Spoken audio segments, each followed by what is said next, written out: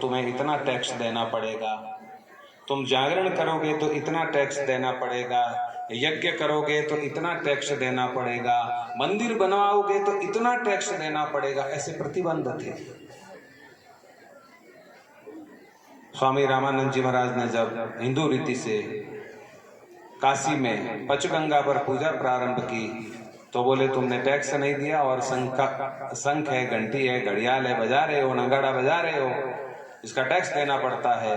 स्वामी रामानंद जी महाराज ने ऐसा शंख फूंका, ऐसा फूंका कि हर मस्जिद के ईंट से शंख घंटे की आवाज आने लगी।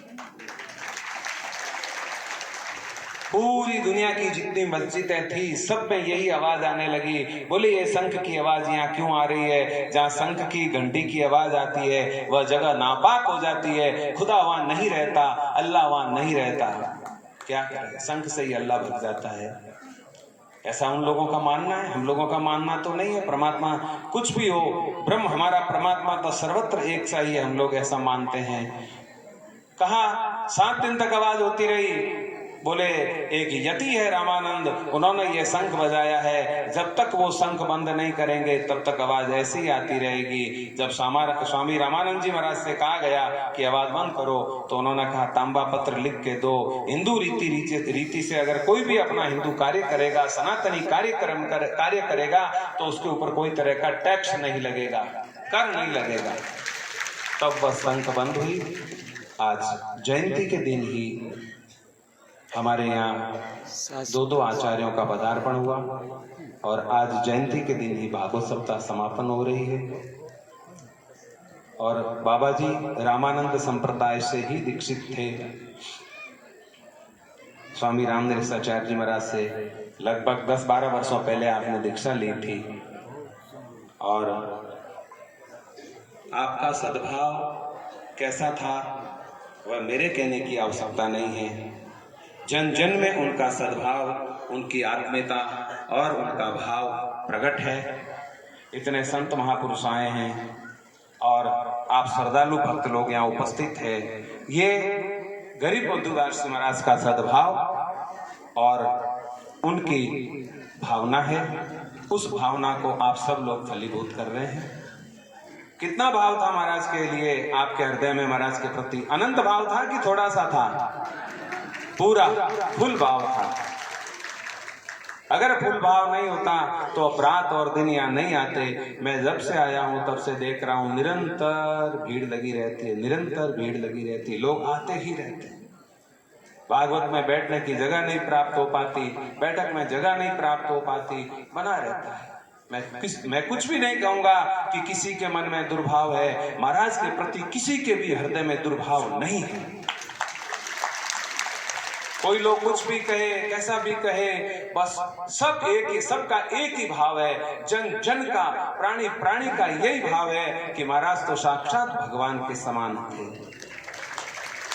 भगवान स्वयं कहते हैं दीनबंधु दास जी जैसे संतों के लिए, आचार्य श्री चरण के जैसे संतों के लिए, यहाँ विराजमान जितने संत हैं उन सब संतों के लिए भगवान स्वयं कहते हैं नारद मारे संता सुयंतर नाही। हे नारद, मेरे में और संतों में कोई अंतर नहीं है, और जो अंतर रखेगा वो सीधा नरक में जाएगा, उससे कोई नहीं छुड़ा सकता है। तो दीनबंधु दास जी महाराज जैसे महापुरुष से कोई दुर्भाव नहीं रखता, सब सद्भाव रखते हैं और उनका सद्भाव जन जन तक फैला है। उस सद्भाव को प्रकट कर रहे हैं हमारे सिंगानिया परिवार जी। यहाँ जब कार्यक्रम की तैयारी हुई तो मैं पूरे गांव को धन्यवाद देना चाहता हूँ और आप लोगों को अब हम धन्यवाद दें ये मुझे थोड़ा कम लग रहा है।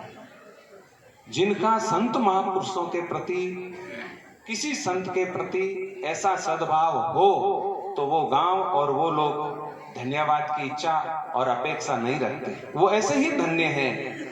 हम आपको धन्यवाद दे करके हम धन्य हो सकते हैं। आप सदैव धन्य हैं, सदैव धन्य हैं। आपको तो परमात्मा स्वयं धन्यवाद दे रहा है ऊपर से, क्योंकि आपकी ये सद्भावना है। मेरा महाराज श्री से काशी में बात हुई। महाराज श्री को मैंने निवेदन किया कि संत लोग बोल रहे हैं कि भाई महाराज जी नहीं आएंगे, या महाराज का क्या आदेश है, उनके शिष्य हैं, गुरु जी का क्या आदेश है। सर्वप्रथम महाराज श्री ने ऐसा कहा तो बात की, और महाराज ने कहा कि धूमधाम से और जितना बढ़िया हो सके उतना, तुम्हारी जितनी शक्ति हो उतनी शक्ति लगा करके बढ़िया से बढ़िया कार्यक्रम करो, आयोजन करो। मैंने कहा महाराज जी हमारी शक्ति वहां काम नहीं आएगी, वहां तो शक्ति बाबा दीनबंधु दास जी, गरीबदास जी की शक्ति ही काम आएगी। या श्री रामदास जी, श्री श्यामदास जी महाराज की समाधि की उन्होंने सेवा की है, समाधि की शक्ति ही काम आएगी। महाराज सदैव कहते थे मारो धनी लाठो है, ऐसा कहते थे।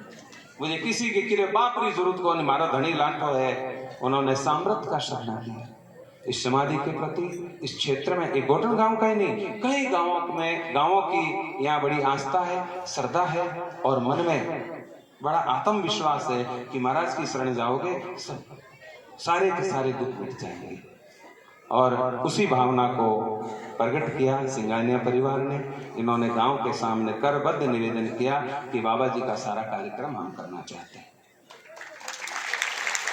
इनकी तो उदारता थी, गांव वालों ने इनके सबसे मिलाई, ये भी बहुत बड़ी उदारता है। ये छोटी उदारता नहीं है, इनसे भी बड़ी उदारता आप लोगों की है। आपने कहा नहीं आप करिए, हम सहमति हैं। तो आपकी जो ये उदारता थी कि संत का काम बढ़िया से बढ़िया हो, इसके लिए मैं आप लोगों को बहुत बहुत धन्यवाद देता हूं।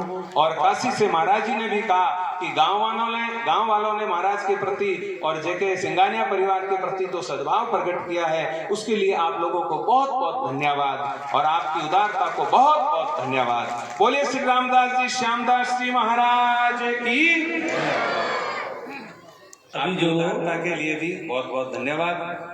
एक थोड़ा सा मैं और बोल दो, उसके बाद मैं इस मंच से और दीनबंधु दास जी की तरफ से भी आप सब लोगों से आग्रह कर रहा हूँ। और जो संत परंपरा है, संतों के प्रति कैसे आस्था प्रकट की जाती है, मैं थोड़ा सा आपको वह भी बता दूं। कल महाराज का यहाँ पर चरण पादुका स्थापित होगी, और वह चरण पादुका मेरे गुरु भाई श्री सुखराम जी इस स्थान की सेवा करते हैं। उनके हाथों से, उनके साथ मैं रहूंगा, सिंगानिया परिवार रहेगा, और आप समस्त ग्रामवासी, एक हाथ से नहीं, महाराज सबके थे हैं, तो सारे के सारे ग्रामवासी कल सुबह 9 से 9:15 के बीच यहाँ पर उपस्थित हो जाएं और महाराज को यहाँ विराजमान करेंगे। जिनकी भावना, कल कहा था ना अचलानंद जी ने कि जिनकी भावना है कि गरीबदास जी महाराज यही है तो वो यही मिलेंगे, और जिनकी भावना नहीं है तो कहीं भी जाएगा उससे नहीं मिलेगा। तो आप सब लोगों से मेरा आग्रह है, और समाधि जी का भी ऐसा ही हुक्म है कि सब लोग मिलकर के यहाँ इस चरण पादुका को स्थापित करें, और स्थापित करने के बाद सब लोग अपने घर से कुछ प्रसाद लाएं और प्रसाद अर्पण करें, परिक्रमा करें, दंडवत करें, और कहना कि महाराज आपने जो हमें रास्ता दिखाया है हम पूरी कोशिश करेंगे, पर आप अपना पूरा आशीर्वाद, अपना वृद्ध हस्त हमारे ऊपर रखना कि हम उस सत्य, नशा मुक्ति, पापचार से रहित उस मार्ग को हम अपनावें और हम भगवान की तरफ बढ़ें।